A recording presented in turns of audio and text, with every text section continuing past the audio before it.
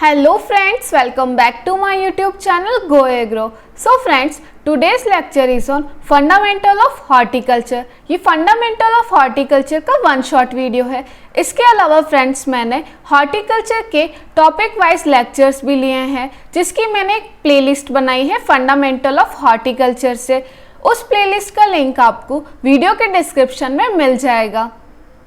इसके अलावा आप हॉर्टिकल्चर को वन शॉट वीडियो में कंप्लीट करना चाहते हैं तो ये वीडियो आपके लिए परफेक्ट रहेगी.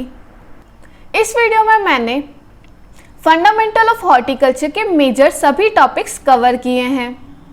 सो स्टार्ट करते हैं आज का वीडियो बिना टाइम वेस्ट करते हुए. और आज का वीडियो थोड़ा बड़ा हो जाएगा, सो आप इस वीडियो को पूरा देखें. एंड फ्रेंड्स, कमेंट करके ज़रूर बताइएगा कि इसके बाद आपको कौन से सब्जेक्ट का वन शॉट वीडियो चाहिए. So now let's start our lecture. So आज के लेक्चर के टॉपिक्स होने वाले हैं. सबसे पहले हम हॉर्टिकल्चर के डेफिनेशन, इम्पोर्टेंस एंड स्कोप को डिस्कस करेंगे. सो मिड टर्म एग्जाम्स में और फाइनल एग्जाम्स में ये एक कंपल्सरी क्वेश्चन होता है that define horticulture and analyst its importance and scope और maybe sometimes branches. So first topic हम ये कवर करने वाले हैं. उसके बाद सेकंड टॉपिक आएगा क्लासिफिकेशन ऑफ हॉर्टिकल्चर क्रॉप्स. इसमें हम हॉर्टिकल्चर क्रॉप्स को डिफरेंट बेसिस पर क्लासिफाई करेंगे.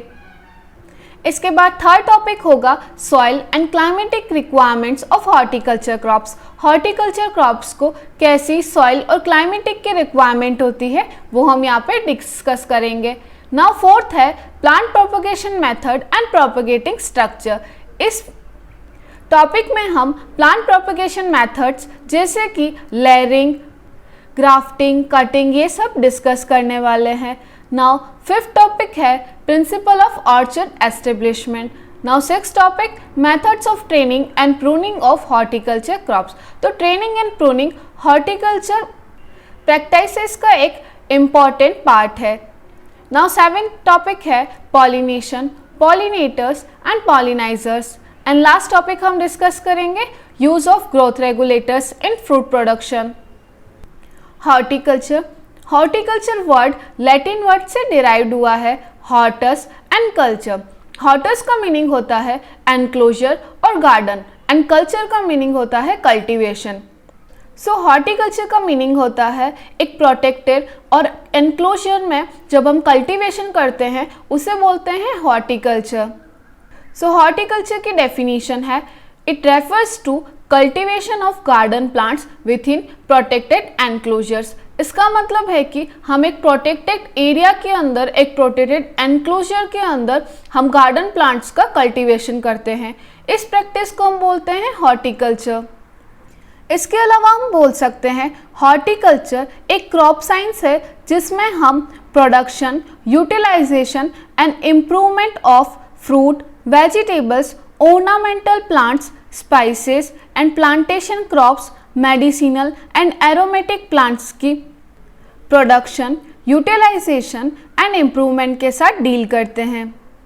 सो यहाँ पे एक डिफरेंस आता है agronomical crops and horticulture crops. Horticulture crops में हम particularly fruits, vegetables, medicinal plants, aromatic plants, spices के साथ डील करते हैं. सो ये है हॉर्टिकल्चर की डेफिनेशन.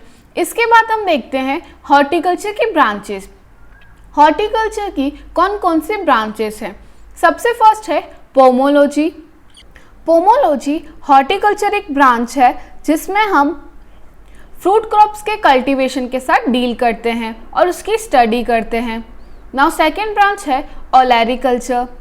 ओलेरीकल्चर में हम मेनली वेजिटेबल्स के प्रोडक्शन, कल्टीवेशन और स्टडी के साथ डील करते हैं. नाउ थर्ड ब्रांच है फ्लोरिकल्चर. फ्लोरिकल्चर का मीनिंग है यहाँ पर हम फ्लावर्स का कल्टीवेशन करते हैं. यहाँ पर हम कॉमर्शियल फ्लोरिकल्चर या फिर ऑर्नामेंटल फ्लोरिकल्चर कर सकते हैं. जैसे कि हम कुछ ऑर्नामेंटल प्लांट्स लगा सकते हैं लाइक डहलिया, कोस्मोस, हिबिस्कस, बाल्सम्स. सो इसके कल्चर को हम बोलते हैं फ्लोरिकल्चर. नाउ फोर्थ है plantation, spices and condiments. So plantation crops वो होती हैं जिन्हें हम लार्ज स्केल एरिया में ग्रो करते हैं, जैसे कि एरेकेनट, टी, कॉफ़ी एंड रबर। इसके अलावा हम स्पाइसेस क्रॉप्स और कॉन्डिमेंट्स का भी यहाँ पर कल्टीवेशन करते हैं। स्पाइसेस के एग्जांपल हैं जैसे कि black pepper, cardamom, clove and nutmeg.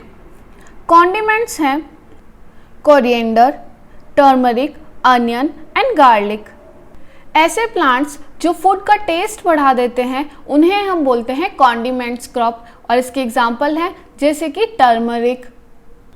Fifth है medicinal plants and aromatic plants. तो हॉर्टिकल्चर में हम मेडिसिनल प्लांट्स का प्रोडक्शन करते हैं, जैसे कि अश्वगंधा, पेरीविंकल, विंका। एंड इसके बाद है एरोमेटिक प्लांट्स। तो एरोमेटिक प्लांट्स वो होते हैं जिससे हमें एसेंशियल ऑयल्स मिलता है। ये usually cosmetic and perfume industry में यूज़ आते हैं। एरोमेटिक प्लांट्स का एग्जांपल है जैसे कि palm rose, citronella, lemon grass. So this are the branches of horticulture. Now next है importance of horticulture crops. Horticulture crops की क्या इंपॉर्टेंस होती है? सो फर्स्ट पॉइंट है हॉर्टिकल्चर क्रॉप्स नेशनल इनकम में कंट्रीब्यूट करता है। सो जैसा कि हम जानते हैं एग्रोनॉमिकल क्रॉप के कंपैरिजन में हॉर्टिकल्चर क्रॉप से ज़्यादा इनकम मिलती है और यही इनकम नेशनल इनकम में भी कंट्रीब्यूट होती है। सेकंड है high production per unit area. Horticulture crops per unit area high production करता है। नाउ थर्ड पॉइंट है fruit and vegetables are protective foods. So जैसा कि हम जानते हैं हॉर्टिकल्चर में हम फ्रूट्स एंड वेजिटेबल्स का कल्टीवेशन करते हैं। तो fruits and vegetable as a protective foods act करते हैं एंड इनकी हाई न्यूट्रिशनल वैल्यू होती है। नेक्स्ट पॉइंट है source of income throughout the year. Horticulture crops generally perennials होती हैं और ये throughout the year income generate करते हैं। फिफ्थ पॉइंट है best utilisation of undulating and barren land. कुछ हॉर्टिकल्चर क्रॉप्स ऐसी होती हैं जिन्हें हम dry land areas, rainfed areas, barren land में भी ग्रो कर सकते हैं, जैसे कि बेर, कस्टर्ड एप्पल, ड्रमस्टिक, आंवला, जामुन। नेक्स्ट पॉइंट है employment generation. Horticulture crop production एक इंटेंसिव कल्चर ऑपरेशन है। इंटेंसिव का मतलब है कि स्टार्टिंग सोइंग से लेकर मार्केटिंग तक इसमें लेबर की रिक्वायरमेंट होती है, तो ये हाई एम्प्लॉयमेंट जनरेशन करता है। नाउ नेक्स्ट है इंडस्ट्रियल यूज़। हॉर्टिकल्चर क्रॉप एक पेरिशेबल क्रॉप्स होती हैं, मीन्स उनकी शेल्फ लाइफ कम होती है, वो जल्दी ख़राब हो जाती है। इसीलिए उनके ट्रांसपोर्ट, मूवमेंट के लिए, स्टोरेज, प्रोसेसिंग, डिस्ट्रीब्यूशन के लिए इंडस्ट्रीज़ की डिमांड होती है। नाउ नेक्स्ट पॉइंट है हॉर्टिकल्चर क्रॉप्स जनरली जो फ्रूट क्रॉप्स होती हैं वो एनवायरमेंट पोल्यूशन को रिड्यूस करती हैं। इसके अलावा ये प्लांट्स सॉइल इरोजन्स को भी कंट्रोल करते हैं। नेक्स्ट पॉइंट है फॉडर टू कैटल। कुछ हॉर्टिकल्चर क्रॉप्स के जो लीव्स होती हैं उसे हम एज अ फॉडर यूज़ कर सकते हैं। नाउ 11th है सोशल इम्पोर्टेंस। सो फ्रूट्स, वेजिटेबल्स को हम पूजा के लिए भी यूज़ करते हैं, इसीलिए ये सोशली इम्पॉर्टेंट होती हैं। So this are the importance of horticulture crops. इसके बाद अब हम नेक्स्ट टॉपिक देखते हैं scope of horticulture crops. Scope क्या है हॉर्टिकल्चर क्रॉप प्रोडक्शन का? फर्स्ट है डाइवर्स एग्रोक्लाइमेटिक कंडीशन।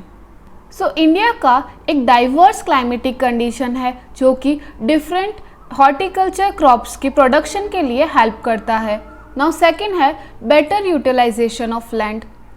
जैसा कि हम जानते हैं रेनफेड एरियाज, ड्राईलैंड एरियाज में भी हम हॉर्टिकल्चर क्रॉप्स का प्रोडक्शन कर सकते हैं, तो वहाँ पर ये लैंड का बेटर यूटिलाइजेशन है। थर्ड है availability of irrigation facility. So with the increase in irrigated areas there is increment in the area of food crops, क्योंकि जो फ्रूट क्रॉप्स है वो एग्रोनॉमिकल क्रॉप के कंपैरिजन में ज़्यादा इनकम जनरेट करती हैं। इसीलिए हम बोल सकते हैं हॉर्टिकल्चर की वजह से इरिगेशन फैसिलिटी भी इम्प्रूव हो रही है। नाउ फोर्थ है availability of good transport facility. क्योंकि हॉर्टिकल्चर क्रॉप्स पेरिशेबल होती हैं, इनकी शेल्फ लाइफ कम होती है, इसीलिए इसे ट्रांसपोर्ट करना वो भी कम टाइम पीरियड में ज़रूरी है। इसके में rail facility, roadways, air facilities increase हुई हैं। इसके अलावा एक्सपोर्ट फैसिलिटीज़ का भी यहाँ पर डेवलपमेंट हुआ है। नाउ फिफ्थ पॉइंट है availability of improved varieties. So high yielding varieties और न्यू वेराइटीज़ का इवोल्यूशन से प्रोडक्शन इंक्रीज़ हो गया है। इसके अलावा हम बोल सकते हैं फ्रूट्स एंड वेजिटेबल्स की क्वालिटीज़ में भी इम्प्रूवमेंट आ गया है। सिक्स पॉइंट है availability of good quality planting material. Seven point है improved techniques in horticulture. Horticultures में अलग अलग टेक्निक्स का इम्प्रूवमेंट हुआ है, जैसे कि बहुत सारी हॉर्टिकल्चर प्रैक्टिसेस हैं, बैंडिंग, ग्रेडिंग। इससे हमें एक हाई क्वालिटी प्रोडक्ट मिलता है और प्रोडक्शन भी यहाँ पर इंक्रीज़ हो जाता है। नाउ एट्थ है अवेलेबिलिटी ऑफ चीप लेबर। क्योंकि हॉर्टिकल्चर क्रॉप्स में सोइंग से लेकर मार्केटिंग तक लेबर की रिक्वायरमेंट होती है और इंडिया के अंदर चीप लेबर अवेलेबल है, इसीलिए हम बोल सकते हैं कि हॉर्टिकल्चर क्रॉप्स का प्रोडक्शन करना यहाँ पर इजी है। लास्ट पॉइंट है availability of cold storage facilities and processing technique. तो यहाँ पर cold storage facilities and processing techniques available है, जिससे हम प्रोडक्ट की शेल्फ लाइफ को इंक्रीज कर सकते हैं। So this are the scopes of horticulture crops. So यहाँ पर हमने अपना फर्स्ट टॉपिक कंप्लीट किया है, horticulture definition, its branches, importance and scope. So second topic है क्लासिफिकेशन ऑफ हॉर्टिकल्चर क्रॉप्स। यहाँ पर हम हॉर्टिकल्चर क्रॉप्स को कौन कौन से बेसिस पर क्लासिफिकेशन करते हैं समझते हैं। तो फर्स्ट बेसिस ऑफ क्लासिफिकेशन है on the basis of duration of life और लाइफ स्पैन। लाइफ स्पैन के बेसिस पर हम हॉर्टिकल्चर क्रॉप्स को 3 टाइप से क्लासीफाई कर सकते हैं, annuals, biennials and perennials. Annuals वो प्लांट्स होते हैं जो अपना लाइफ साइकिल 1 ईयर में कंप्लीट कर लेते हैं। इसका एग्जाम्पल है tomato, balsam and marigold. Second है बाइनियल्स। बाइनियल्स वो प्लांट्स होते हैं जो अपना लाइफ साइकिल को 2 ईयर्स में कंप्लीट करते हैं। बाइनियल्स के एग्जाम्पल है onion, cabbage and tuberose. Now third type है पेरेनियल्स। पेरेनियल प्लांट्स अपना लाइफ साइकिल 2 ईयर्स से ज़्यादा ईयर्स में कंप्लीट करते हैं। इसका एग्जाम्पल है mango, banana, sapota and grape vine. Now second basis of classification है on the basis of climatic requirement. Climatic requirement के बेसिस पर हम हॉर्टिकल्चर क्रॉप्स को 3 टाइप से क्लासीफाई करते हैं। फर्स्ट है टेम्परेट हॉर्टिकल्चर क्रॉप्स, सेकेंड है subtropical horticulture crops and third है tropical horticulture crops.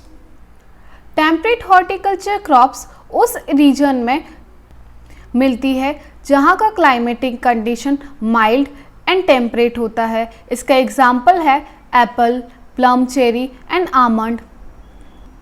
Second type है tropical zone plants. Tropical plants cold को ज़्यादा टॉलरेट नहीं कर सकते हैं, लेकिन ये हाई टेम्परेचर को टॉलरेट करते हैं, जैसे कि 100 डिग्री। ट्रॉपिकल प्लांट्स को strong sunshine, warmth, humidity and very mild winter की रिक्वायरमेंट होती है। ट्रॉपिकल जोन प्लांट्स के एग्जांपल्स हैं papaya, banana, mango, pineapple and sapota. इसके बाद थर्ड टाइप है सब ट्रॉपिकल हॉर्टिकल्चर क्रॉप्स। सब ट्रॉपिकल हॉर्टिकल्चर क्रॉप्स को warmth, humidity and mild winters की रिक्वायरमेंट होती है और इसका एग्जाम्पल है एंड पोमग्रेनेट।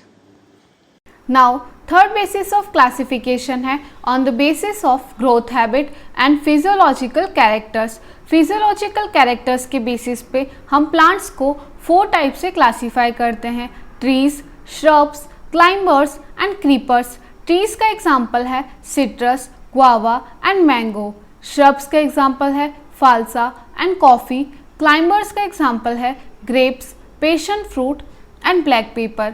नाउ क्रीपर्स का एग्जाम्पल है बेगोनिया.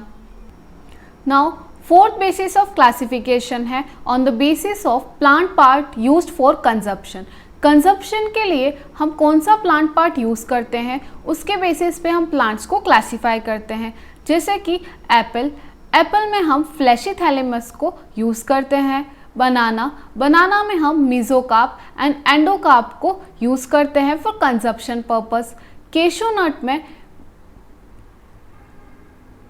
एडिबल पार्ट होता है पेडंकल एंड कॉटिलीडन. कोकोनट में होता है एंडोस्पर्म. कस्टर्ड एप्पल में होता है fleshy pericarp of individual berries. Fig में होता है फ्लैशी रिसेप्टिकल. गुआवा में होता है thalamus and pericarp and grape में है pericarp. So this are the edible parts of plants. Fifth है वेजिटेबल्स. वेजिटेबल्स में कौन कौन से एडिबल पार्ट्स होते हैं समझते हैं. सो फर्स्ट है radish, carrot, turnip, beetroot, sweet potato, roots. Second है पोटैटो, स्टेम. थर्ड है पालक, मेथी, एमेरेंथस में हम इनकी लीव्स को यूज़ करते हैं. नाउ फोर्थ है कॉलीफ्लावर एंड ब्रोकली. इनमें हम फ्लावर्स को as for edible purpose use करते हैं. नाउ फिफ्थ है टोमेटो, ब्रिंजल, ओकरा, कुकुरबिट्स में हम फ्रूट पार्ट को यूज़ करते हैं. नाउ सिक्स्थ है बीन्स एंड पी. इसमें हम पोड्स को फॉर एडिबल पर्पस यूज़ करते हैं. एंड सेवेंथ है onion, bulb. Now sixth basis of classification है on the basis of photoperiodic response.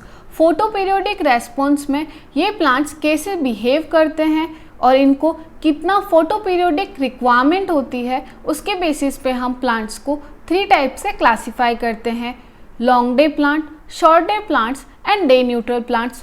जिनको 12 आवर्स से ज़्यादा की लाइट की रिक्वायरमेंट होती है उन्हें हम लॉन्ग डे प्लांट्स बोलते हैं. लॉन्ग डे प्लांट्स का एग्जाम्पल है banana, apple, potato, onion and cauliflower.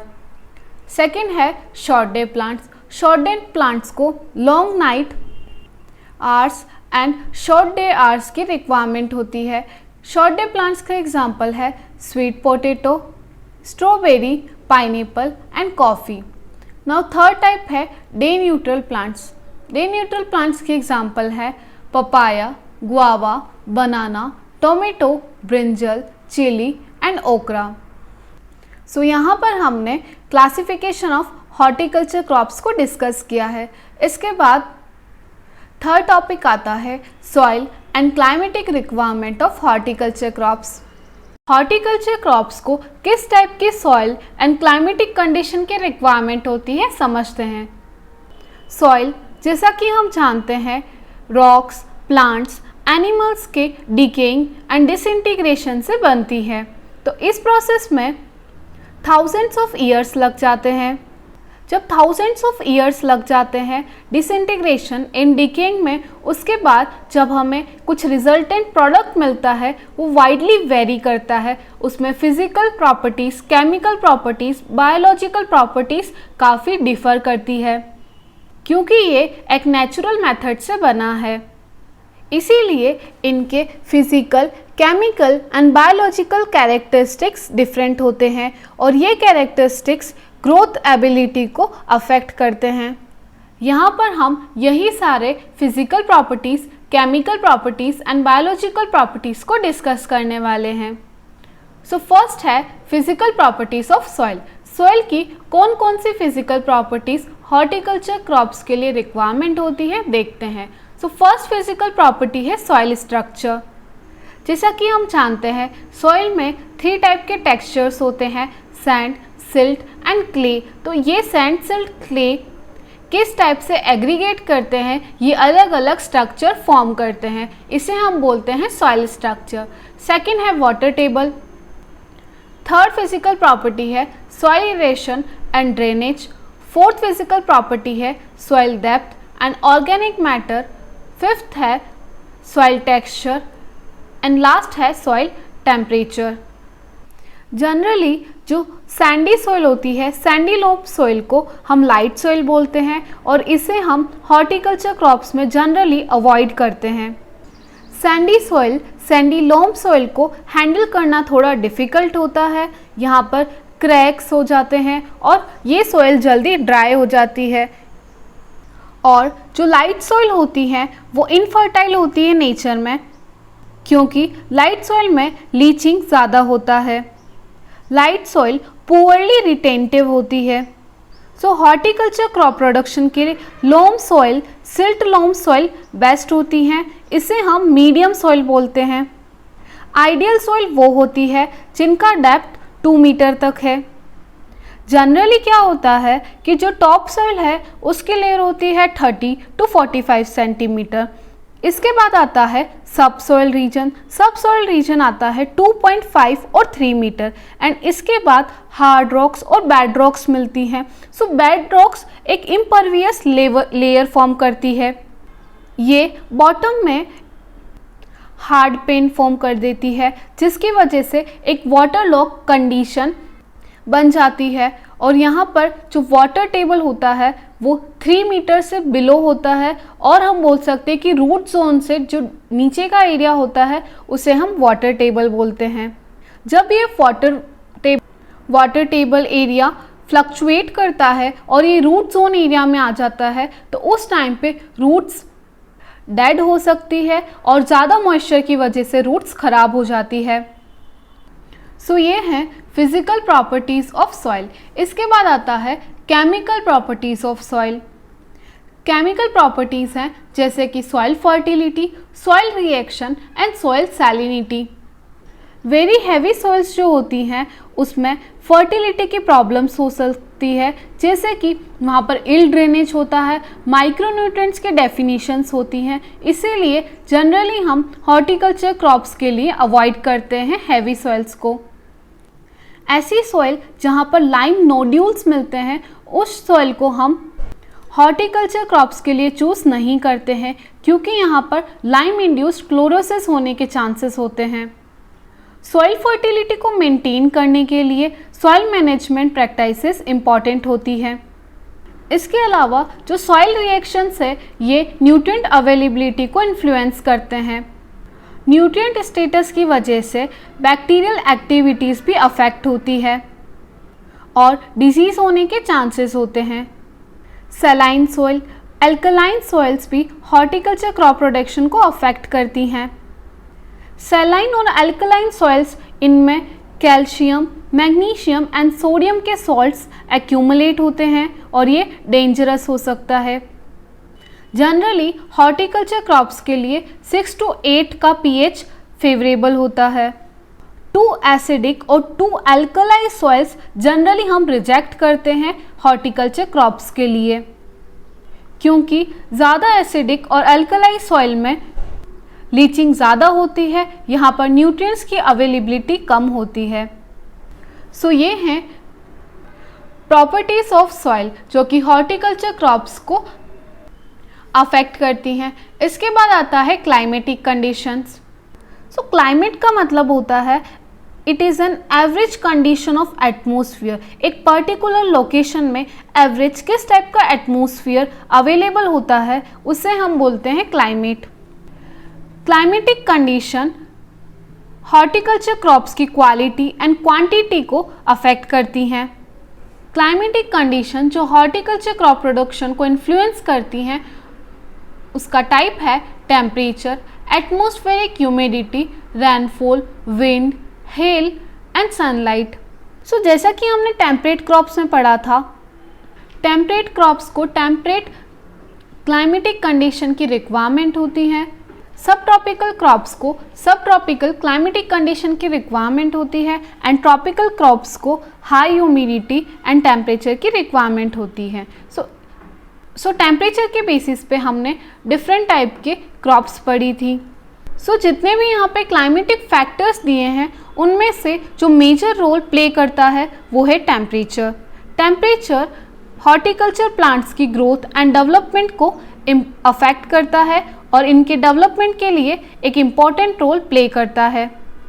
Plants में जो बेसिक प्रोसेसेस होते हैं जैसे कि photosynthesis, transpiration, respiration, cell division, formation of protoplasm, ये सभी टेम्परेचर से डायरेक्टली रिलेटेड होते हैं। सभी क्रॉप्स को एक पर्टिकुलर रेंज में क्लाइमेटिक कंडीशन और टेम्परेचर की रिक्वायरमेंट्स होती हैं जिसे हम ऑप्टिमम रेंज ऑफ टेम्परेचर बोलते हैं। नेक्स्ट पॉइंट है एटमॉस्फेरिक ह्यूमिडिटी। एटमॉस्फेयर में कितना वाटर वेपर का अमाउंट प्रेजेंट है इसे हम बोलते हैं ह्यूमिडिटी।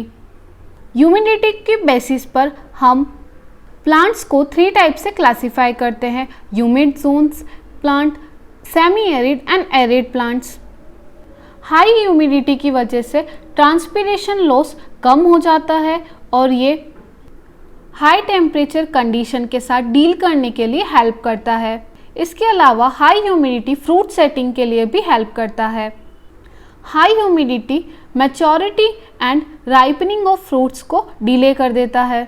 फ्लावरिंग और फ्रूटिंग के टाइम पे जब हाई ह्यूमिडिटी की कंडीशन होती है तो उस टाइम पे पेस्ट और डिजीज इन्फेक्शन के चांसेस ज़्यादा होते हैं, जनरली मैंगो, ग्रेप्स और पोटैटो जैसे क्रॉप्स में।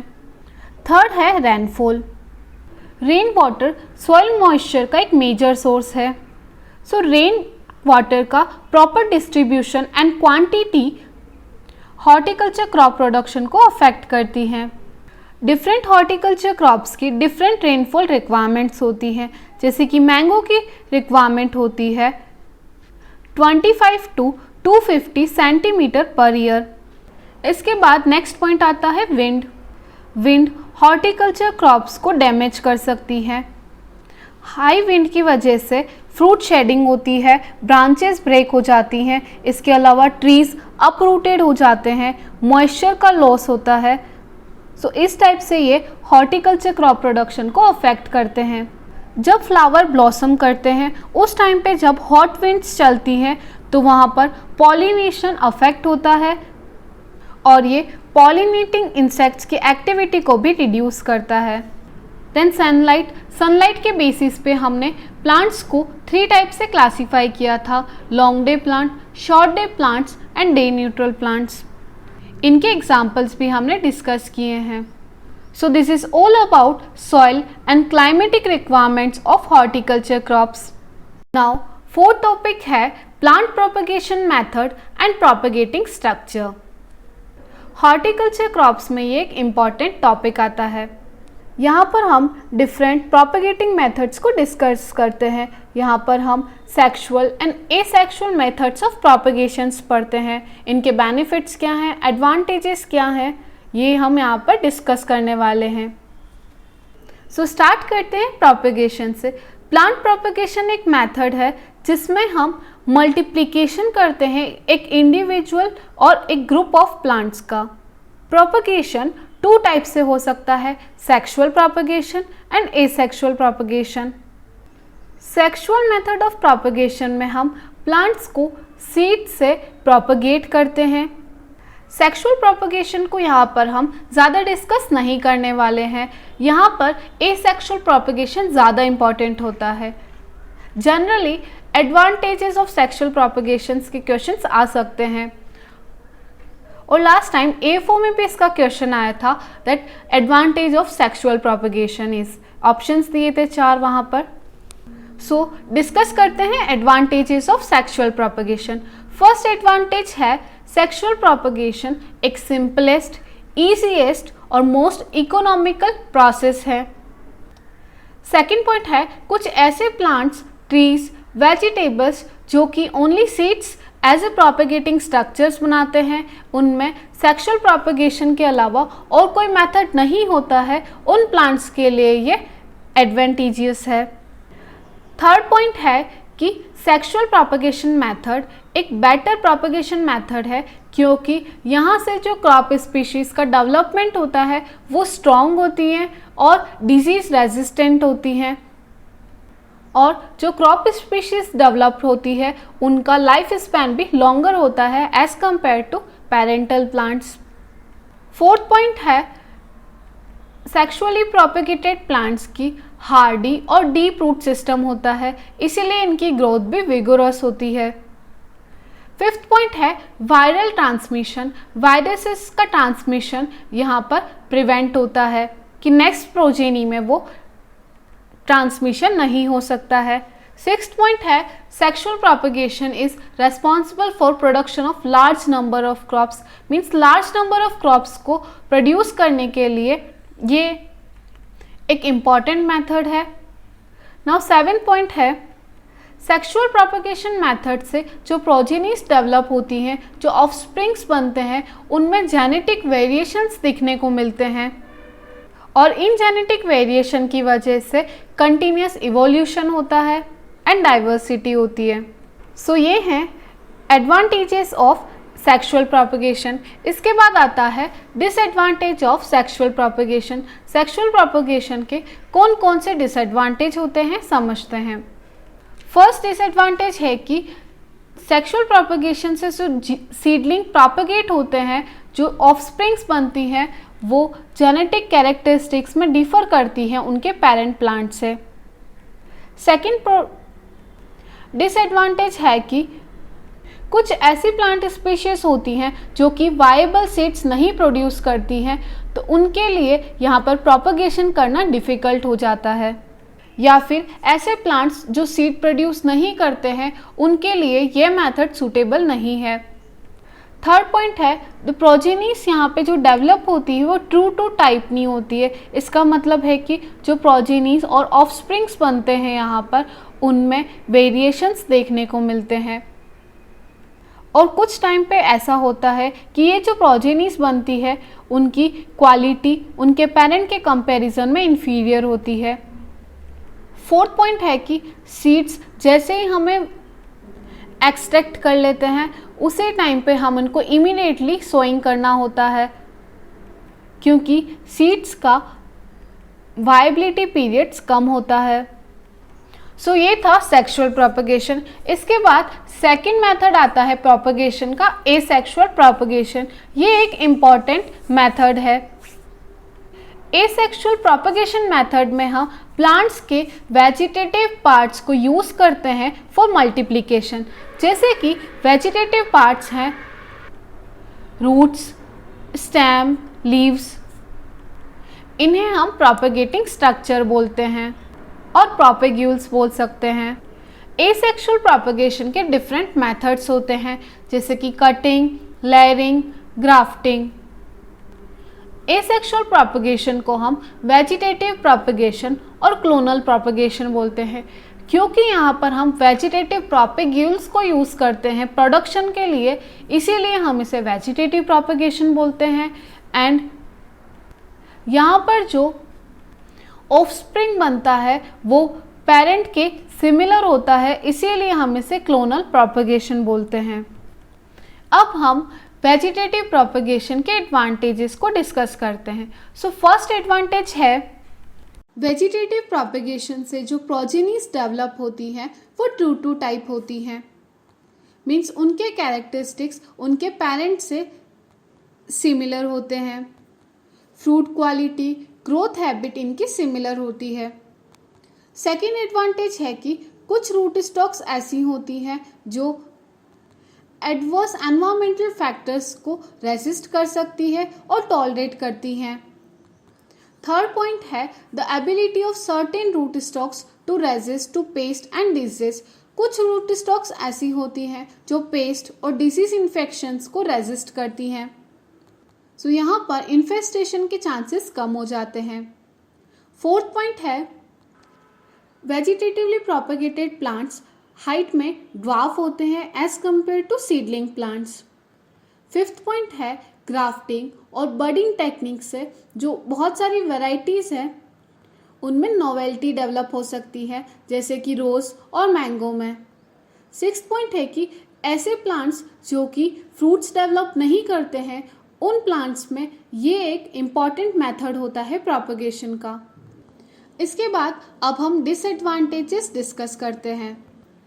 एसेक्सुअली प्रोपगेटेड प्लांट्स विगोरस नहीं होते हैं एंड ये शॉर्ट लिव्ड होते हैं, इनका लाइफ स्पैन कम होता है। सेकेंड पॉइंट है एसेक्सुअल प्रोपगेशन मेथड से कोई न्यू वैरायटीज़ का डेवलपमेंट नहीं होता है, यहाँ पर कोई वेरिएशन नहीं दिखाई देते हैं और इवोल्यूशन नहीं होता है। थर्ड डिसएडवांटेज है कि एसेक्सुअल प्रोपगेशन एक expensive, laborious and time consuming process है। सो ये था डिसएडवांटेजेस एंड एडवांटेजेस। इसके बाद अब हम प्लांट प्रोपगेशन मेथड्स को डिस्कस करते हैं। सो फर्स्ट मेथड है प्लांट प्रोपगेशन का कटिंग। कटिंग 4 टाइप्स की हो सकती है, stem cutting, leaf bud cutting and root cutting. First है stem cutting. Stem cutting 4 types की होती है, hardwood cutting, semi hardwood cutting, softwood cutting and herbaceous cutting. Hardwood cutting में हम एक मैच्योर्ड हार्डवुड को कट करते हैं। हार्डवुड कटिंग प्लांट्स के एग्जाम्पल है grapes, fig, pomegranate, plum and mulberry. Now second type है semi hardwood cutting. Semi hardwood cutting में हम ट्रीज की स्टेम की कटिंग करते हैं या फिर जो श्रब्स होती हैं उनका स्टेम कट करते हैं। यहाँ पर reserve food material as compare to hardwood cutting से कम होता है। सेमी हार्डवुड कटिंग क्रॉप्स के एग्जाम्पल हैं crotons, aralia and acalypha. Third है सॉफ्टवुड कटिंग। सॉफ्टवुड कटिंग को हम ग्रीनवुड कटिंग बोलते हैं। जब प्लांट टिश्यूज सॉफ्ट होते हैं उस टाइम पर हम ये कटिंग करते हैं, जब प्लांट्स के अंदर लिग्निफिकेशन नहीं हुआ होता है। जब हम सॉफ्टवुड कटिंग करते हैं तो उस टाइम पे हम जो टॉप पर लीव्स होती हैं उसे कट नहीं करते हैं, क्योंकि वो फोटोसिंथेसिस करने के लिए हेल्प करती हैं। सॉफ्टवुड कटिंग के एग्जाम्पल्स है Nerium, crotons, carnation. Now fourth है हर्बेशियस कटिंग। हर्बेशियस कटिंग में हम जो सक्यूलेंट हर्बेशियस प्लांट होता है उसके सॉफ्टवुड स्टेम को कट करते हैं और इसका एग्जाम्पल है क्राइसैंथेमम। सो ये था स्टेम कटिंग।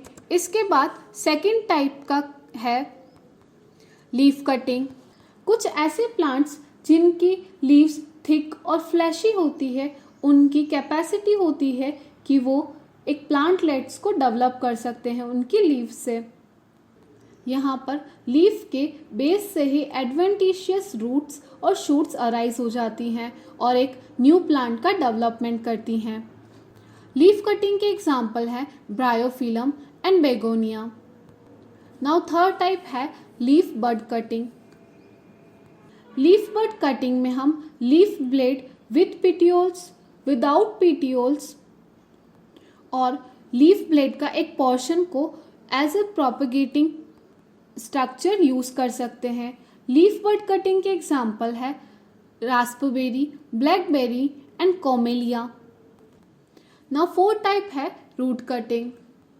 जिन प्लांट्स की रूट्स, शूट्स और शूट्स प्रिमोडियल बनाने के लिए कैपेबल होती है, उन प्लांट्स की रूट्स को हम कट करते हैं 10 to 25 सेंटीमीटर लॉन्ग तक और उसे as a propagating structure use कर सकते हैं। रूट कटिंग के एग्जाम्पल है ब्लैकबेरी एंड रास्पबेरी। सो ये था first asexual propagation method cutting. इसके बाद सेकंड मेथड आता है लेयरिंग। लेयरिंग एक प्रोसेस है जिसमें जब स्टेम प्लांट से अटैच्ड होता है उसी टाइम पे हम उसको सॉइल में इंसर्ट कर देते हैं और उस स्टेम को सॉइल से कवर कर देते हैं। उस टाइम पे स्टेम से रूट्स का डेवलपमेंट होता है और रूट्स डेवलप होने के बाद हम उस स्टेम पार्ट को कट कर देते हैं और ये एक न्यू प्लांट बना देता है। इस प्रोसेस को हम लेयरिंग बोलते हैं। जनरली लेयरिंग 4 टाइप्स की होती है, simple layering, compound layering, mount layering and air layering. Simple layering को हम टंग लेयरिंग बोलते हैं। सिंपल लेयरिंग प्रोसेस में हम प्लांट का स्टेम लेते हैं, उसे बेंड करके सॉइल से कवर कर देते हैं। उसके बाद उसकी जो ब्रांचेस होती हैं उसे हम एक्सपोज कर देते हैं सॉइल से बाहर। जब यहाँ पर स्टेम से रूट्स का डेवलपमेंट हो जाता है तो उस टाइम पे हम स्टेम वाले पार्ट को अलग कर देते हैं और इसे हम सिंपल लेयरिंग बोलते हैं। सिंपल लेयरिंग के एग्जांपल्स हैं bougainvillea, jasmine, Rangoon, creeper. Now second type है कंपाउंड लेयरिंग, इसे हम सर्पेंटाइन लेयरिंग भी बोलते हैं। कंपाउंड लेयरिंग सिंपल लेयरिंग जैसे ही सिमिलर होती है, लेकिन यहाँ पर हम अल्टरनेटली स्टेम को एक्सपोज करते हैं और सॉइल से कवर करते हैं। यहाँ पर हम सॉइल से कवर करेंगे, देन एक्सपोज करेंगे, देन सॉइल से कवर करेंगे एंड देन एक्सपोज करेंगे। तो इस टाइप से यहाँ पर हम 2 to 3 टाइम्स स्टेम को कवर करते हैं सॉइल से। और जैसे यहाँ पर रूट्स का डेवलपमेंट होता है तो हम उन पार्ट्स को अलग कर देते हैं। इसका एग्जाम्पल है guava, grapes. Third type of layering है माउंड लेयरिंग, इसे हम स्टूल लेयरिंग बोलते हैं। माउंड लेयरिंग में हम पेरेंटल प्लांट को सॉइल से कवर कर देते हैं और एक स्टूल बना देते हैं वहाँ पर। और जब स्टेम से रूट्स अराइज होती है तो हम स्टेम वाले पार्ट्स को अलग कर देते हैं। माउंड लेयरिंग के एग्जाम्पल है guava, Apple. Now fourth type है लेयरिंग का एयर लेयरिंग। एयर लेयरिंग होती है पोमग्रेनेट, लीची एंड गुआवा में। एयर लेयरिंग जैसे कि इसके नाम से पता चल रहा है एयर में, इसका मतलब है कि हम शूट पे ही रूट ग्रोथ को इनिशिएट करवाते हैं। जैसे कि हम एक शूट पार्ट सेलेक्ट करते हैं और उसे मोस से कवर कर देते हैं, उसके बाद हम उसे वाटर प्रोवाइड करते हैं जिससे उस शूट पार्ट में रूट्स का इनिशिएशन हो जाता है और रूट इनिशिएट होने के बाद हम उस शूट पार्ट को अलग कर देते हैं। एयर लेयरिंग के एग्जांपल्स जैसे कि यहाँ पे दिए हुए हैं पोमग्रेनेट, लीची and guava. So this is all about layering. इसके बाद कुछ स्पेशल स्ट्रक्चर्स हैं जो कि प्लांट प्रोपेगेशंस में यूज आते हैं, जैसे कि फर्स्ट है suckers. Suckers generally banana, chrysanthemum and blackberry में यूज करते हैं। सेकंड है बल्ब्स। बल्ब्स का एग्जांपल है अनियन। थर्ड है कॉम्स। कॉम्स का एग्जांपल है ग्लैडियोलस। फोर्थ है स्टेम ट्यूबर्स। स्टेम ट्यूबर्स का एग्जांपल है पोटैटो। फिफ्थ है ट्यूबरस रूट्स। ट्यूबरस रूट्स और रूट ट्यूबर्स के एग्जांपल है sweet potato and dahlia. Next है राइजोम्स। राइजोम्स का एग्जांपल है कन्ना एंड जिंजर। नेक्स्ट है रनर्स। रनर्स के एग्जांपल है स्ट्रॉबेरी एंड लास्ट है स्टोलन्स। स्टोलन्स के एग्जांपल है Bermuda grass. Now next method of propagation है ग्राफ्टिंग एंड बडिंग। ग्राफ्टिंग एक आर्ट है, एक साइंस है जिसमें हम एक प्लांट के पार्ट को दूसरे प्लांट के पार्ट से अटैच करते हैं और एक यूनियन बनाते हैं जिससे उनका ग्रोथ कंटिन्यू रहे। यहाँ पर हम ग्राफ्ट कॉम्बिनेशन के लिए 2 पार्ट्स यूज़ करते हैं, स्टॉक एंड शियोन। जो रूट वाला पार्ट होता है लोअर पोर्शन का, उसे हम रूट स्टॉक बोलते हैं एंड जो अपर पोर्शन होता है स्टेम पार्ट और जो शूट पार्ट होता है उसे हम शियोन बोलते हैं। तो यहाँ पर हम शियोन को रूट स्टॉक से अटैच करते हैं, कंबाइन करते हैं और उसके बाद ये एक नया प्लांट बन जाता है। ये एक यूनियन बना के ग्रोथ को कंटिन्यू कर देते हैं। बडिंग एक प्रोसेस है जिसमें हम एक मैच्योर और सिंगल बड को स्टेम और रूट स्टॉक से इंसर्ट कर देते हैं और ये एक यूनियन बना देते हैं, इसे हम बडिंग बोलते हैं। यहाँ पर ग्राफ्टिंग के कुछ मेथड्स दिए हैं। फर्स्ट मेथड है अप्रोच ग्राफ्टिंग, इसे हम शियोन अटैच्ड मेथड बोलते हैं। ये मेथड 2 टाइप से होता है, इनार्चिंग और टंग ग्राफ्टिंग। इनार्चिंग का एग्जांपल है mango and guava and tongue grafting का एग्जांपल है apple, pear and walnut. Now second type आता है scion detached method. Scion detached method 5 type का होता है, veneer grafting, saddle grafting, wedge grafting, whip grafting and stone grafting. इसके बाद budding के यहाँ पे कुछ मेथड्स दिए हैं, शील्ड बडिंग और टी बडिंग। सेकंड है पैच बडिंग, थर्ड है flute budding, fourth ring budding and fifth है फॉर्केट budding. So this is all about plant propagation methods and propagating structures. तो यहाँ पर हमारे 4 टॉपिक्स कंप्लीट होते हैं और इस वन शॉट का हाफ पोर्शन यहाँ पर कंप्लीट हो गया है। इसके बाद अब हम 5th टॉपिक डिस्कस करते हैं, principles of orchard establishment. So establishment करने के लिए ऑर्चर्ड्स का कौन कौन से प्रिंसिपल्स होते हैं, किस टाइप से हमको स्टेप्स को फॉलो करना पड़ता है, समझते हैं। सो सबसे पहले ऑर्चर्ड एस्टेब्लिशमेंट में आता है सिलेक्शन ऑफ साइट। सबसे पहले हमें साइट को सेलेक्ट करना है कि किस जगह पर हमें ऑर्चर्ड को एस्टेब्लिशमेंट करना है और कौन सी साइट फ्रूट क्रॉप्स और उस वेजिटेबल क्रॉप के लिए फेवरेबल रहेगा। सो साइट सेलेक्ट करने के लिए सबसे पहले हमें वहाँ का क्लाइमेटिक एंड सॉइल देखना पड़ेगा। सेकंड है ट्रांसपोर्ट फैसिलिटीज़। थर्ड आता है इरिगेशन फैसिलिटीज़। फोर्थ है चीप मेन पावर, हमें लेबर की भी ज़रूरत होगी तो वहाँ पे चीप मेन पावर होनी चाहिए। देन फिफ्थ है ओनर्स हाउस। ओनर का हाउस भी नियर बाय होना चाहिए क्योंकि ओनर मॉनिटरिंग कर सकता है। नेक्स्ट पॉइंट है कि जो साइट हम सेलेक्ट करते हैं वो एक डिजीज़ प्लांटेशन एरिया से दूर होनी चाहिए। वहाँ पे आसपास में कोई ऐसा प्लांटेशन नहीं होना चाहिए जहाँ पर डिजीज़ है, डिजीज़ इन्फेक्शंस हैं। नेक्स्ट पॉइंट है कि जो भी हम साइट सेलेक्ट करते हैं तो उस टाइम पे हमें ध्यान रखना चाहिए कि वहाँ पर डिज़ास्टर्स, साइक्लोन्स, फ्रोस्ट, हेल्स, स्टॉर्म्स, इस टाइप से नेचुरल डिज़ास्टर्स नहीं होने चाहिए। इन 8th है मार्केट डिस्टेंस, मार्केट कंडीशंस हमें वहाँ की पता होनी चाहिए। जैसे ही हम इन सभी फैक्टर्स को देखने के बाद एक साइट को सेलेक्ट कर लेते हैं, उसके बाद आता है प्रीलिमिनरी ऑपरेशन। जैसे ही हम एक साइट सेलेक्ट करते हैं तो फर्स्ट स्टेप होता है कि वो जो साइट सेलेक्ट की है वो लैंड को हमें क्लियर करना है। वहाँ पे जितने भी श्रब्स, बुशेस लगी हैं उन्हें हटाना है। इन्हें हटाने के बाद हम प्लॉइंग करते हैं, लेवलिंग करते हैं, प्लैंकिंग करते हैं। इसके बाद हमारा लैंड प्रिपेयर हो जाता है सोइंग के लिए। नाउ नेक्स्ट स्टेप आता है फेंसिंग। फेंसिंग के लिए हम ट्रीज़ यूज़ कर सकते हैं। जो टॉल ट्रीज़ होते हैं वो साइट के चारों ओर लगा सकते हैं हम। फेंसिंग ऑर्चर्ड को प्रोटेक्ट करता है, थीव से, चोर को नहीं आने देता है। इसके अलावा एनिमल्स को भी प्रोटेक्ट करता है। फ्रूट ट्रीज को प्लांटेशन करने से पहले हमें फेंसिंग करना ज़रूरी होता है। इसके बाद नेक्स्ट पॉइंट है विंड ब्रेक्स।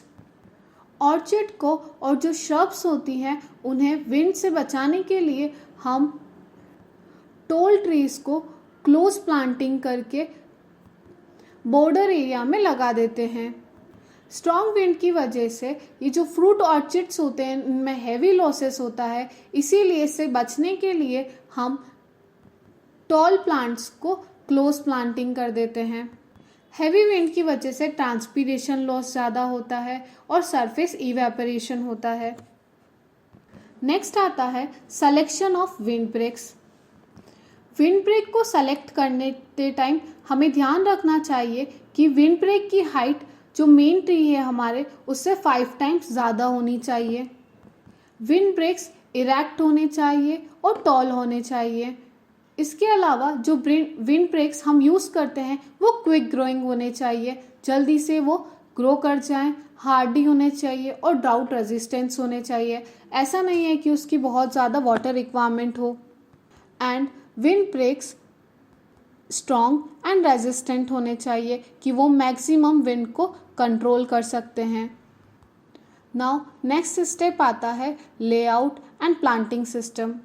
सो लेआउट एक इम्पॉर्टेंट मेथड होता है जिसमें हम जो फ्रूटिंग ट्रीज हैं उसे ऑर्डरली मैनर के अंदर अरेंज करते हैं और कितने नंबर ऑफ ट्रीज पर यूनिट एरिया आने चाहिए ये भी हम डिसाइड करते हैं। यहाँ पर हम plant to plant, row to row distance maintain करते हैं ताकि यहाँ पर वाटर, न्यूट्रिएंट्स का कंपटीशन नहीं हो। सो अलग अलग टाइप के लेआउट्स होते हैं जैसे कि square system, rectangular system, hexagonal system, triangular system, diagonal, quincunx system, contour system and high density planting.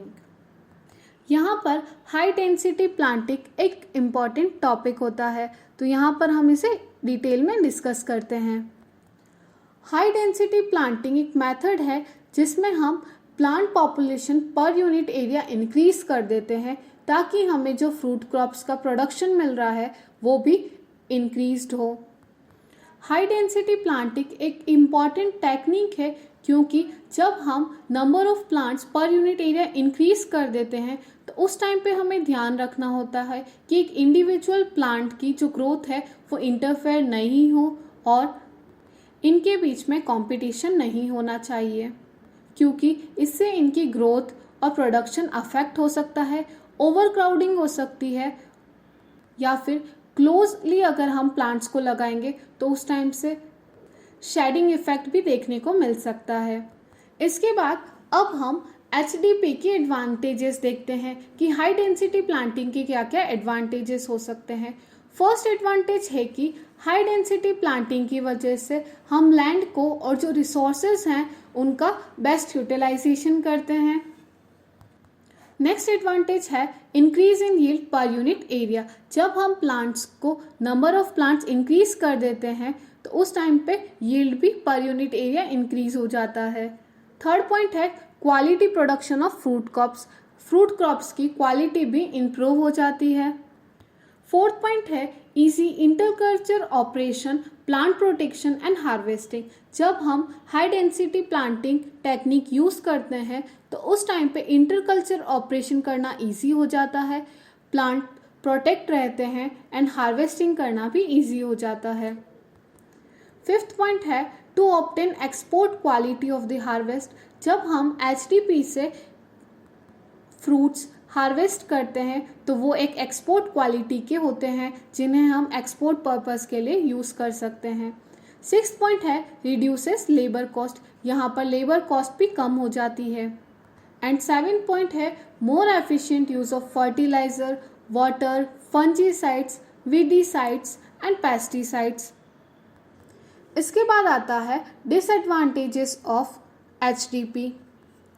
First disadvantage है कि less life span of fruit trees. जब हम फ्रूट ट्रीज को HDP टेक्निक से लगाते हैं तो वहाँ पर उनका लाइफ स्पैन कम हो जाता है। नाउ सेकंड डिसएडवांटेज है कि कॉस्ट ऑफ इंटरकल्चर प्रैक्टिसेस जैसे कि स्प्रेइंग, ट्रेनिंग, प्रूनिंग, इनकी कॉस्ट ज़्यादा हो जाती है। थर्ड पॉइंट है closely planted trees bear inferior quality and small size fruits with low yield. इसका मतलब है कि जब हम प्लांट्स को क्लोज एसोसिएशन में लगाते हैं तो वहाँ पर प्लांट्स की क्वालिटी इंफीरियर हो जाती है एंड स्मॉल साइज के फ्रूट्स मिलते हैं जिनका यील्ड भी कम होता है। फोर्थ पॉइंट है interculture operation is difficult to carry. क्योंकि यहाँ पर इतना स्पेस अवेलेबल नहीं होता है, इसीलिए इंटरकल्टिवेशन ऑपरेशंस करना यहाँ पर डिफिकल्ट हो जाता है। So this is all about principles of orchard establishment. Now sixth point है methods of training and pruning of fruit crops. Training and pruning एक इम्पॉर्टेंट हॉर्टिकल्चर प्रैक्टिसेस है जिसे हम यहाँ पर डिस्कस करेंगे। ट्रेनिंग एक ऑपरेशन होता है जिसमें हम प्लांट्स को एक ऑर्डरली फ्रेमवर्क और स्ट्रक्चर प्रोवाइड करते हैं और प्लांट्स को हम ओरिएंटेशन दे देते हैं। ट्रेनिंग में हम प्लांट्स को टाई कर सकते हैं, फास्टन कर सकते हैं, स्टेकिंग और सपोर्ट प्रोवाइड कर सकते हैं। सो ट्रेनिंग का ऑब्जेक्टिव होता है कि हम यहाँ पर प्लांट्स को ज़्यादा सनलाइट और एयर से एक्सपोज कराते हैं। इसके अलावा एक एट्रैक्टिव अपीयरेंस प्रोवाइड करने के लिए भी हम इस मेथड का यूज़ करते हैं एंड एक बैलेंस्ड डिस्ट्रीब्यूशन देने के लिए भी हम ट्रेनिंग को यूज़ कर सकते हैं।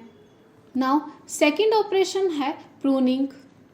प्रूनिंग में हम सर्टेन पोर्शंस ऑफ प्लांट को रिमूव कर देते हैं ताकि एक हाई यील्ड और क्वालिटी ऑफ फ्रूट्स को डेवलप कर सकें। प्रूनिंग करने का ऑब्जेक्टिव होता है ताकि जो सरप्लस ऑफ ब्रांचेस है हम उन्हें रिमूव कर सकें। इसके अलावा जो डेड और डिजीज लिम्स होती है प्लांट्स की, उसे रिमूव करने के लिए हम इस मेथड का यूज़ करते हैं। एंड फ्लोरल बड्स के प्रोडक्शन को रेगुलेट करने के लिए एंड फ्रूटिंग वुड को इम्प्रूव करने के लिए हम प्रूनिंग मेथड का यूज़ करते हैं। इसके बाद अब हम टाइप्स ऑफ ट्रेनिंग देखते हैं। ट्रेनिंग 3 टाइप से होती है, central leader training, open centre system and modified leader system. Central leader में हम जो सेंट्रल एक्सिस होती है, जो मेन ब्रांच होती है प्लांट की, उसे नेचुरली ग्रो होने देते हैं एंड जो वर्टिकल और स्मॉलर साइड ब्रांचेस होती हैं उसे हम कट कर देते हैं। सेकेंड टाइप है open centre system. Open centre system में हम जो मेन स्टेम होता है प्लांट का, उसको कुछ हाइट तक ही ग्रो होने देते हैं और यंग स्टेज में ही हम उसकी हाइट को कम कर देते हैं। ओपन सेंटर करने का रीज़न होता है कि प्लांट्स को ज़्यादा लाइट मिल सके और फ्रूट कलर का डेवलपमेंट भी अच्छे से हो सके। नाउ थर्ड ट्रेनिंग टाइप है मॉडिफाइड लीडर। मॉडिफाइड लीडर में हम सेंट्रल स्टेम और मेन ब्रांच को ग्रो होने देते हैं और जैसे ही मेन ब्रांच से जब ब्रांचेस अराइज हो जाती हैं तो उस टाइम पे हम डीहेडिंग कर देते हैं और इसे हम मॉडिफाइड लीडर बोलते हैं। इसके बाद आता है methods of pruning. Pruning 4 type की होती है, thinning out, heading back, disbudding and pinching. First process है थिनिंग आउट, इसे हम डीशूटिंग बोलते हैं। थिनिंग आउट में हम कुछ स्टेम्स को कंप्लीटली रिमूव कर देते हैं। सेकंड है हेडिंग बैक। हेडिंग बैक में हम सारी ही शूट्स को प्रून कर देते हैं। इसके बाद आता है थर्ड मेथड डिसबर्डिंग और रबिंग ऑफ। डिसबर्डिंग में हम अनवांटेड फ्लावर बर्ड्स को रिमूव कर देते हैं ताकि जो रिमेनिंग बर्ड्स होती हैं वो अच्छे से ब्लूम करे और ग्रो करे। ये प्रोसेस हम रोज़ में करते हैं। नाउ फोर्थ टाइप है पिंचिंग। पिंचिंग में हम टर्मिनल जो ग्रोइंग पॉइंट होता है उसे रिमूव कर देते हैं ताकि लेटरल ग्रोथ को हम इंड्यूस कर सकें और ये हम फ्रूट क्रॉप्स में करते हैं। इसे हम टॉपिंग भी बोल सकते हैं। So this is all about training and pruning.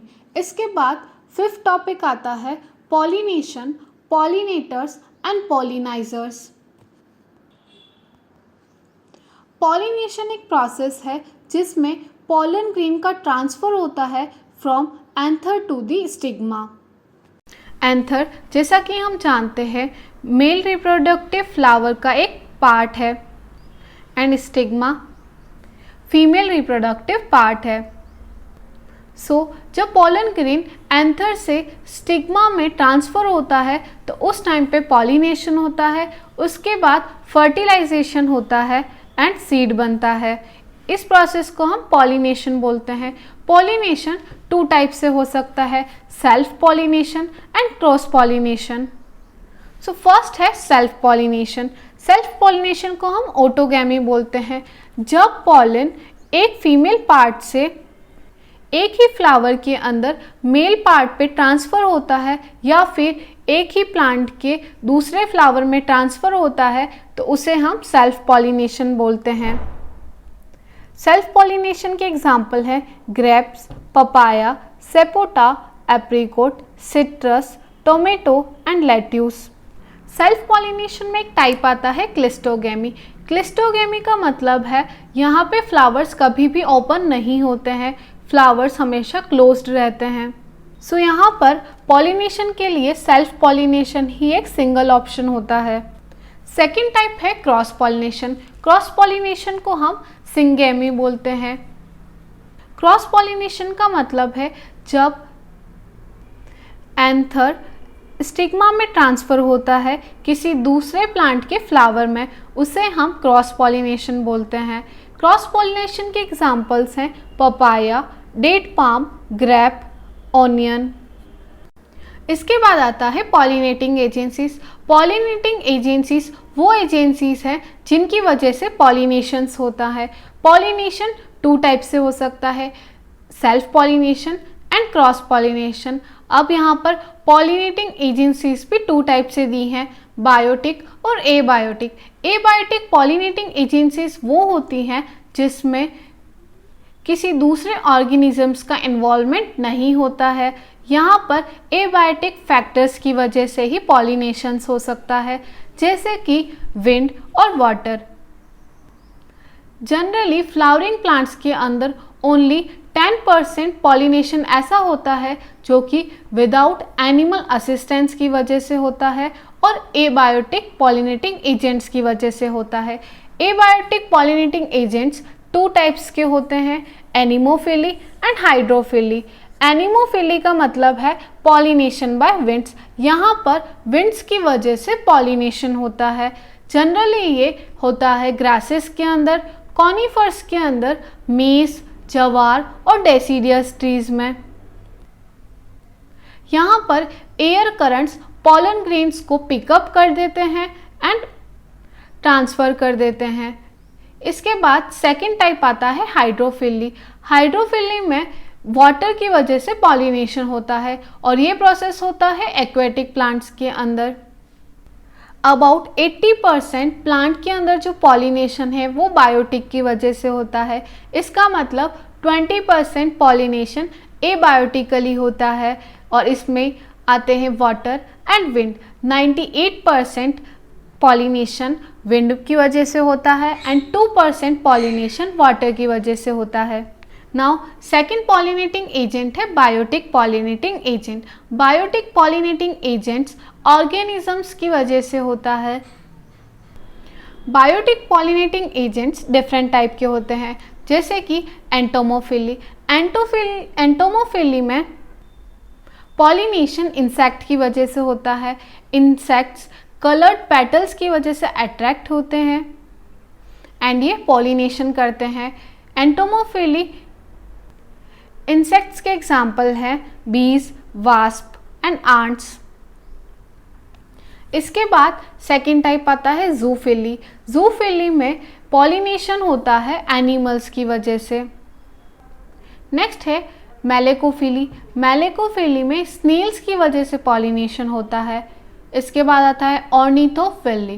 When pollination is caused by birds तो उसको हम बोलते हैं ऑर्निथोफिली। एंड नेक्स्ट है कायरोप्टेरोफिली। कायरोप्टेरोफिली में पॉलिनेशन होता है बैट्स की वजह से। सो ये था पॉलिनेटिंग एजेंट्स। इसके बाद आते हैं पॉलिनाइजर्स। पॉलिनाइजर्स क्या होते हैं? पॉलिनाइजर्स सोर्स होते हैं जो कि पॉलेंस प्रोवाइड करते हैं। ये एक मीडिया होता है जिससे नेक्स्ट प्लांट को पॉलन मिल सके। So this is all about pollination, pollinator and pollinizers. इसके बाद इस वीडियो का लास्ट टॉपिक आता है use of growth regulators in fruit production. Fruit production करने के लिए कौन कौन से ग्रोथ रेगुलेटर्स यूज आते हैं देखते हैं। सबसे पहले है ग्रोथ हार्मोन। ग्रोथ हार्मोन को समझते हैं। ग्रोथ हार्मोन ऐसे ऑर्गेनिक सब्सटेंसेस होते हैं जो कि प्लांट्स के अंदर नेचुरली प्रोड्यूस होते हैं और ये प्लांट की ग्रोथ और फंक्शन को कंट्रोल करते हैं। इन्हें हम ग्रोथ हार्मोन्स बोलते हैं। जैसे कि ह्यूमन बॉडी के अंदर हार्मोन्स होते हैं, वैसे ही प्लांट्स के अंदर भी डिफरेंट टाइप के हार्मोन्स होते हैं और ये ग्रोथ और डेवलपमेंट को अफेक्ट करते हैं। इसके बाद नेक्स्ट है plant growth regulators. Plant growth regulators PGR क्या होता है? प्लांट ग्रोथ रेगुलेटर्स नेचुरल और सिंथेटिक सब्सटेंसेस हैं जो कि न्यूट्रिएंट्स और विटामिन्स के अलावा जो ग्रोथ को रेगुलेट करते हैं, उन्हें हम प्लांट ग्रोथ रेगुलेटर्स बोलते हैं। प्लांट ग्रोथ रेगुलेटर 2 टाइप्स के हो सकते हैं, ग्रोथ प्रोमोटर और ग्रोथ इनहिबिटर। जो ग्रोथ को प्रोमोट करते हैं उन्हें हम ग्रोथ प्रोमोटर्स बोलते हैं, जैसे कि ऑक्सिन्स, जिब्रेलिन एंड साइटोकाइनिन। इसके अलावा जो ग्रोथ को इनहिबिट करते हैं, रोकते हैं, उन्हें हम बोलते हैं ग्रोथ इनहिबिटर्स। और ग्रोथ इनहिबिटर्स के एग्जाम्पल हैं abscisic acid and ethylene. First plant growth hormone है ऑक्सिन। 1933 में डॉक्टर कोल एंड उनके कोवर्कर्स ने ऑक्सिन को आइसोलेट किया था ह्यूमन यूरिन से। इसके बाद हम यहाँ पर देखते हैं कि ऑक्सिन हार्मोन कौन कौन से इंपॉर्टेंट रोल प्ले करने के लिए हेल्प करता है। सो फर्स्ट, सेल डिवीजन और सेल की एनलार्जमेंट के लिए ऑक्सिन ग्रोथ हार्मोन हेल्पफुल होता है। सेकंड है टिश्यू कल्चर ऑपरेशन। थर्ड है promote root initiation, root initiate करने के लिए हम ऑक्सिन हार्मोन को यूज़ करते हैं। फोर्थ है डिले लीफ और फ्रूट एब्सीजन। फिफ्थ है एपिकल डोमिनेंस। सिक्स्थ है prevention of lodging. Next, effect of dormancy. Eighth है sex expression. Ninth, flower initiation. Tenth है पार्थेनोकार्पी एंड 11th है वीट कंट्रोल। सो इन सभी के लिए हेल्पफुल होता है। सो प्लांट ग्रोथ हार्मोन एक इम्पॉर्टेंट टॉपिक है और एक बड़ा टॉपिक है। इसे मैंने सेपरेट लेक्चर में ज़्यादा अच्छे से एक्सप्लेन किया है। यहाँ पर मैंने सिर्फ इसके रोल्स को एनलिस्टिंग किया हुआ है। वीडियो के डिस्क्रिप्शन में मैं उन लेक्चर्स के लिंक भी प्रोवाइड कर दूंगी। नाउ सेकेंड हार्मोन है gibberellin. Gibberellin first time discovered हुआ था 1928 में जापान में और इसे डिस्कवर किया था कुरोसावा ने। जिब्रेलिन हार्मोन प्लांट्स में कौन कौन से इंपॉर्टेंट रोल प्ले करता है देखते हैं। फर्स्ट है promote growth and increase cell elongation. Second है इंड्यूस मेलनेस। थर्ड है प्रोमोट सीडलेसनेस। फोर्थ है इंक्रीज पॉलिनेशन। फिफ्थ है promote bolting and flowering and sixth है replace chilling requirement of plants and light requirement. Third type का plant growth hormone है cytokinin. Cytokinin 1954 में Skoog and Miller ने discover किया था। Cytokinin hormone कौन कौन से इंपॉर्टेंट रोल प्ले करता है देखते हैं। सो साइटोकाइनिन हार्मोन का सबसे पहला और एक इम्पॉर्टेंट रोल होता है सेल डिवीजन और सेल एनलार्जमेंट करना। इसके बाद दूसरे रोल आते हैं जैसे कि promote hermaphrodite flower in grape. Next है डिले ऑफ सेनेसेंस। फिफ्थ है promote hermaphrodite flower in grape. Next, delay of senescence. इसके बाद दूसरे इंपॉर्टेंट रोल्स आते हैं जैसे कि promote hermaphrodite flower in grape, delay of senescence and last है used in propagation by tissue culture methods. So tissue culture methods में भी हम साइटोकाइनिन हार्मोन को यूज़ करते हैं। नेक्स्ट हार्मोन है इथाइलिन। इथाइलिन एक गैसियस हार्मोन है जिसे हम फ्रूट राइपनिंग हार्मोन बोलते हैं क्योंकि ये फ्रूट की राइपनिंग के लिए हेल्प करता है। इथाइलिन हार्मोन के एक्शंस हैं एपिकल डोमिनेंस अरेस्टेड। सेकंड है stimulation of lateral growth, lateral growth को इंड्यूस करने के लिए। इसके अलावा फ्लावरिंग का इंडक्शन के लिए। नेक्स्ट है फ्रूट राइपनिंग, ठीक है, फ्रूट राइपनिंग हेल्प करने के लिए इथाइलिन हार्मोन को यूज़ करते हैं। नेक्स्ट है प्रोमोट रूटिंग। सिक्स्थ है helps in chlorophyll formation. Seventh है promote seed germination, increase female flowers and break dormancy. इसके बाद आता है ग्रोथ रिटार्डेंट्स। ग्रोथ रिटार्डेंट्स ऐसे केमिकल्स होते हैं जो प्लांट के अंदर ग्रोथ को रिटार्ड कर देते हैं। इनके एग्जाम्पल्स हैं साइकोसील, एलर B9, थर्ड है फॉस्फोरिक डी एंड फोर्थ है 2,4-डाइक्लोरोबेंजाइल।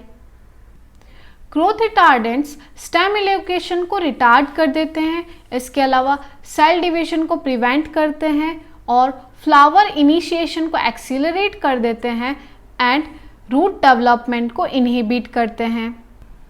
लास्ट है ग्रोथ इनहिबिटर्स। ग्रोथ इनहिबिटर्स ऐसे केमिकल्स होते हैं जो प्लांट के अंदर मेटाबॉलिक एक्टिविटी को और ग्रोथ को सप्रेस कर देते हैं और अरेस्ट कर देते हैं। इसका एग्जाम्पल है abscisic acid, boric acid, cinnamic acid, malic hydroxides. और इसका एक्शन होता है they accelerate the loss of chlorophyll. Next है inhibits germination, induces flowering, increases yields of tubers and last है induces male sterility.